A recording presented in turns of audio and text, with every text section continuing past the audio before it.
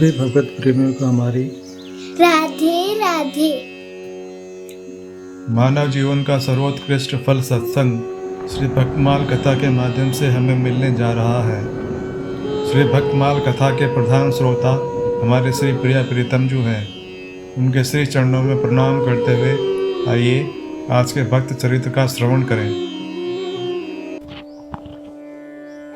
युवराज अंगद। भूल भला कैसे सके ये जगजन भूले हुए, नीलकांत प्रभु बाहु के अंगद स्वर्ण अंगद हुए। वनवास के समय भगवती जानकी का अन्वेषण करते हुए मर्यादा पुरुषोत्तम ऋषिमुख पर पहुँचे। वहाँ उन्होंने सुग्रीव से मित्रता की। सुग्रीव का पक्ष लेकर उन्होंने वानर राज बाली को मारा। मरते समय बाली ने अपने पुत्र अंगद को उन सर्वेश्वर के चरणों में अर्पित किया।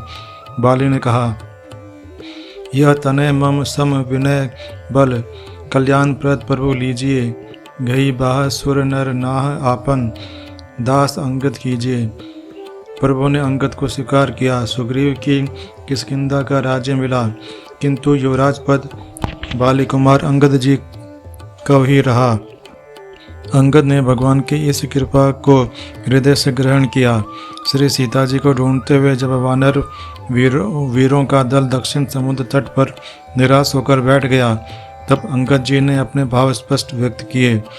पिता बधे पर मारत मोही, राखा राम निहोर न ओही।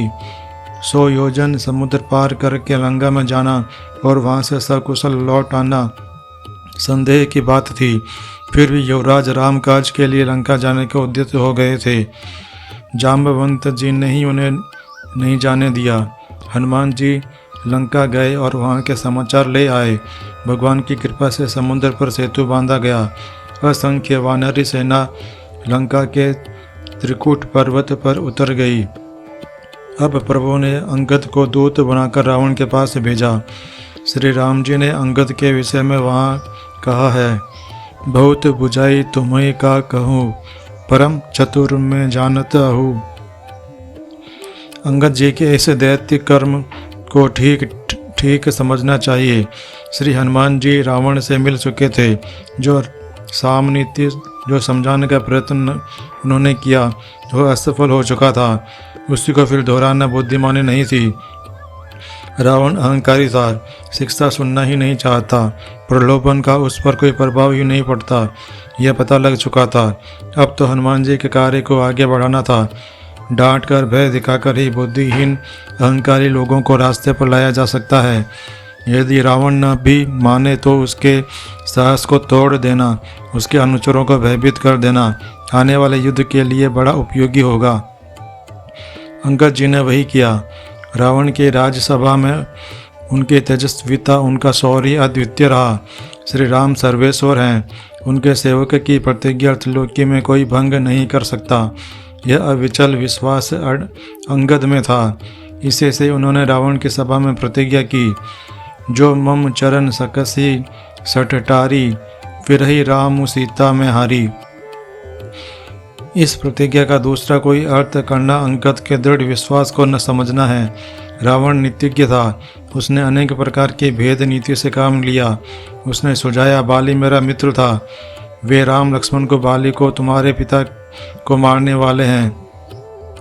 यह तो बड़ी हीनता है कि तुम अपने पितृघाती का पक्ष ले रहे हो। अंगद ने रावण को स्पष्ट फटकार दिया, सुनो सठ भेद होई मन ताके, श्री रघुवीर हृदय नहीं जाके। जब रावण भगवान की निंदा करने लगा तब युवराज उसे सह नहीं सके। क्रोध करके उन्होंने मुट्ठी बांधकर दोनों भुजाएं भूमि पर बड़े जोर से दे मारी। भूमि हिल गई।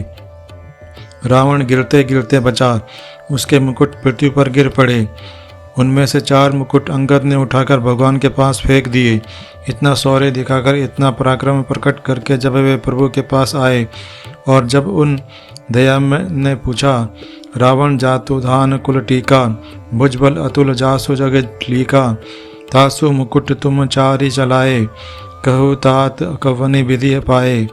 परंतु जिन पर प्रभु की कृपा है, जो भगवान के चरणों के अनन्य भक्त हैं, उनमें कभी किसी प्रकार की अहंकारता नहीं आता। उस समय अंगद जी ने बड़ी सरलता से उत्तर दिया, सुनो सर्वज्ञ प्रणत सुखकारी, मुकुट न होई भूप गुणचारी, साम दान अरुदंड विवेदा, नृप और बसही नाथ कह वेदा, नीति धर्म के चरण सुहाए, अस जिय जान नाथ पही आए। जैसे अंगद ने कुछ किया हो उसका उन्हें बोध तक नहीं, वे सर्वथा निरभिमान हैं। उसके पश्चात युद्ध हुआ, रावण मारा गया। उस युद्ध में युवराज अंगद का पराक्रम वर्णनातीत है। लंका विजय करके श्री राम अयोध्या पधारे, राज्याभिषेक हुआ। अंत में कपिनायकों को विदा करने का अवसर आया। भगवान एक एक को वस्त्राभरण देकर विदा करने लगे। अंगद का हृदय धक धक करने लगा। वे एक कोने में सबसे पीछे दुबक कर बैठ गए, कहीं प्रभु मुझे भी जाने को न कह दे। इस आशंका से श्री राम के चरणों से पृथक होना होगा, इस कल्पना से ही वे व्याकुल हो गए। जब सभी वानर एवं रीछ नायकों को भगवान ने अपने उपहार दिए, तब सब आज्ञा पाकर उठ खड़े हुए। तब अंत में प्रभु ने अंगद जी की ओर देखा। अंगद का शरीर कांपने लगा, नेत्रों से आंसू की धारा बहने लगी।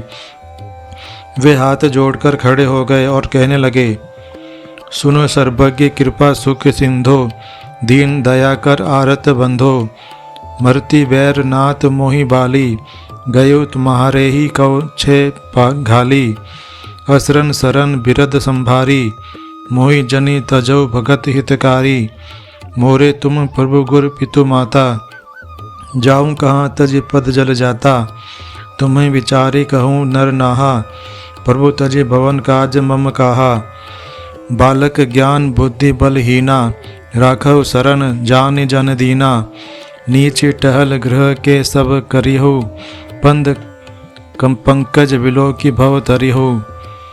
नाथ मेरे पिता मरते समय मुझे आपके चरणों में डाला है, अब आप मेरा त्याग न करें, मुझे जिस किसी भी प्रकार अपने चरणों में ही पड़ा रहने दें। यह कहकर अंगद श्री रघुनाथ जी के चरणों पर गिर पड़े। करुणा सागर प्रभु ने उठाकर उन्हें हृदय से लगा लिया।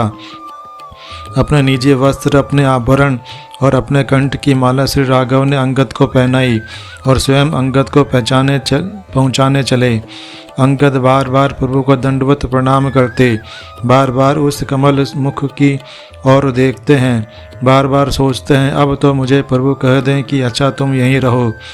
दूर तक दयाधाम ने अंगद को पहुंचाया।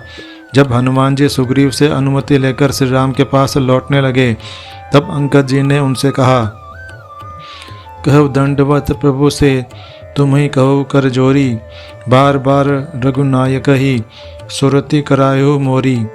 महाभाग, आपकी सुरति क्या रघुनायक को कराने की आवश्यकता है?